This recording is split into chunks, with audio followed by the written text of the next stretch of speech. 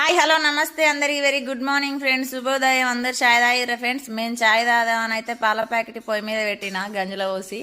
ఏమైంది చూడండి ఫ్రెండ్స్, మొత్తం అయితే పాలు వలిగిపోయినాయండి. బాధ అనిపించింది 30 రూపాయల పాల ప్యాకెట్ వేస్ట్ అయిందని. ఏం చేస్తాం ఫ్రెండ్స్, ఏ టైంలో ఏది పోవాలి అది పోతుంది.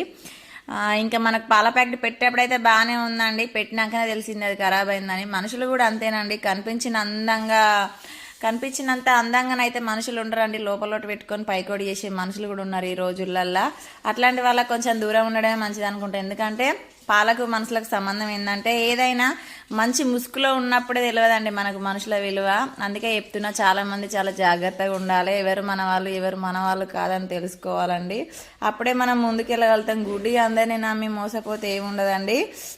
మీ అందరు చెప్పేది ఒకటేనండి, టీ తాగిరా ఏం చెప్తారు ఫ్రెండ్స్, జాగ్రత్తగా ఉండండి. నాకైతే చాలా అనుభవాలు అయ్యాయి, చాలా కూడా ఎదుర్కొన్నాను. కాకపోతే ఎవరిని ఎక్కడ ఉంచాలో అర్థం చేసుకున్నాను. Okay friends.